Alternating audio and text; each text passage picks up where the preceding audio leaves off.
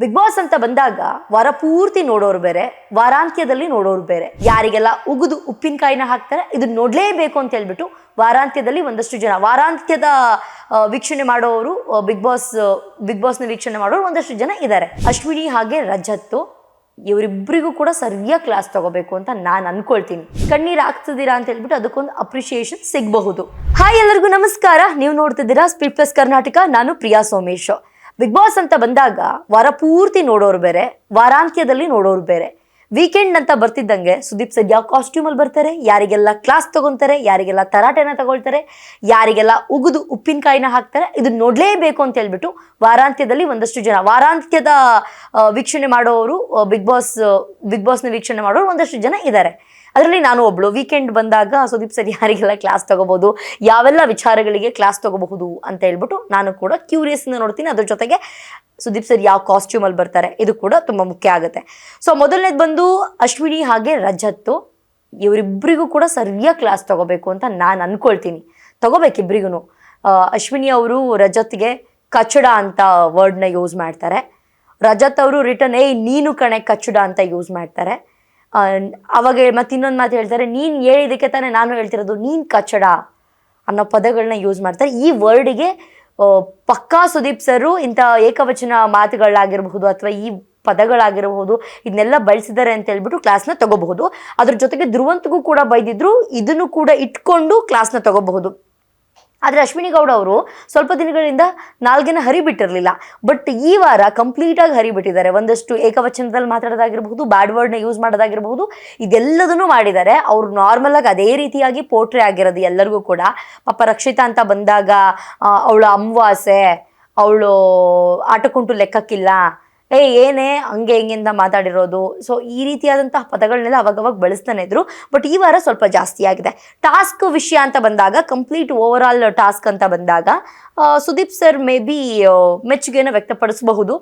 ತುಂಬ ಚೆನ್ನಾಗಿ ಆಟ ಆಡಿದ್ದಾರೆ ಅಂತ ಹೇಳ್ಬಿಟ್ಟು ಈ ವಾರ ಸ್ವಲ್ಪ ಎಲ್ಲರೂ ಕೂಡ ಚೆನ್ನಾಗಿ ಆಟ ಆಡಿದ್ದಾರೆ. ಸೊ ಅದಕ್ಕೆ ಒಂದು ಮೆಚ್ಚುಗೆಯನ್ನು ವ್ಯಕ್ತಪಡಿಸ್ಬೋದು.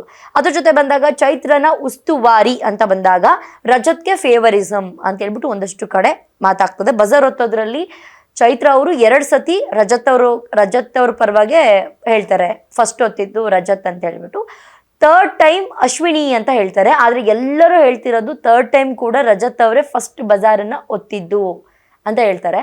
ಪಾಪ ಚೈತ್ರ ಅವರು ತಮ್ಮನ್ನ ತಾವು ಸಮರ್ಥಿಸ್ಕೊಳ್ತಾರೆ.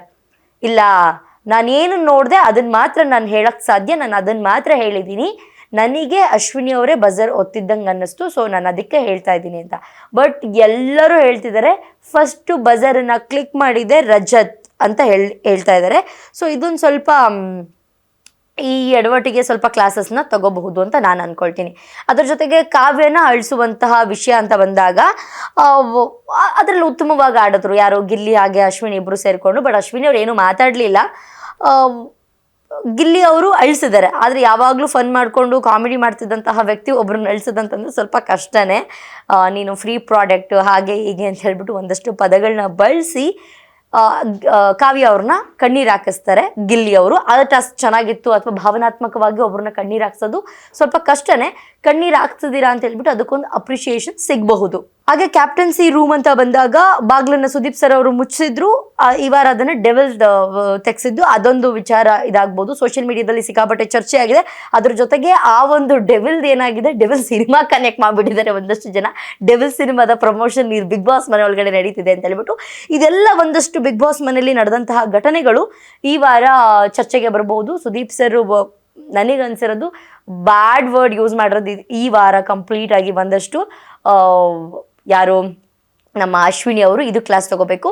ಅದನ್ನು ಹೊರತುಪಡಿಸಿದ್ರೆ ಕ್ಯಾಪ್ಟನ್ ಆಗಿದ್ದು ಖುಷಿ ಆಯಿತು ಅಂತ ಹೇಳ್ಬಿಟ್ಟು ಸೂರಜ್ ಅವರು ಅವ್ರ ಮುಂದೆ ಕಂಗ್ರ್ಯಾಟ್ಸ್ ಅಂತ ಹೇಳಿದ್ದಾರೆ. ಬಟ್ ಹಿಂದೆ ಹೋಗ್ಬಿಟ್ಟು ರಾಶಿಕಾ ಕ್ಯಾಪ್ಟನ್ ಆಗಿದ್ದು ನನಗೆ ಇಷ್ಟ ಆಗಿಲ್ಲ ಅಂತ ಹೇಳಿದ್ದಾರೆ. ಮುಖವಾಡಗಳು ಕಳಿಸ್ಬೇಕು ಅಂತ ಹೇಳಿದ್ದಾರೆ. ಸೊ ಸುದೀಪ್ ಸರ್ ಇದ್ರ ಬಗ್ಗೆ ಕೂಡ ಮಾತಾಡಬಹುದು ಅಂತ ನಾನು ಅನ್ಕೊಂಡಿದ್ದೀನಿ. ನಿಮ್ಮ ಮುಖವಾಡ, ಯಾರ್ದು ಮುಖವಾಡ ಕಳಿಸುತ್ತೆ, ಯಾರ್ದು ಮುಖವಾಡ ಕಳಿಸಲ್ಲ, ಯಾರು ಮುಖವಾಡ ನಿಜವಾಗಿದೆ, ಹೊರಗಡೆ ಯಾರು ಮುಖವಾಡ ಕರೆಕ್ಟ್ ಆಗಿದೆ, ಸೊ ಇದನ್ನೆಲ್ಲ ಇಟ್ಕೊಂಡು ಮಾತಾಡಬಹುದು ಅಂತ ನಾನು ಅನ್ಕೊಂಡಿದ್ದೀನಿ. ಇದಿಷ್ಟು ಬಿಗ್ ಬಾಸ್ ಮನೆಯಲ್ಲಿ ಚರ್ಚೆ ಆಗಬೇಕಾಗಿರುವಂತಹ ವಿಚಾರಗಳು.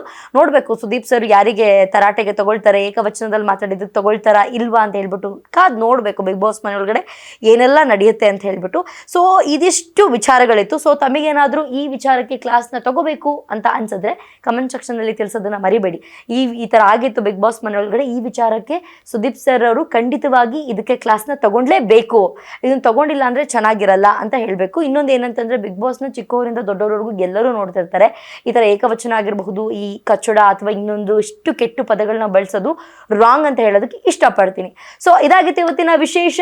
ನೋಡ್ತಾ ಇರಿ ಸ್ಪೀಡ್ ಪ್ಲಸ್ ಕರ್ನಾಟಕ, ನಿಮ್ಮಿಂದ ನಿಮಗಾಗಿ ನಿಮಗೋಸ್ಕರ.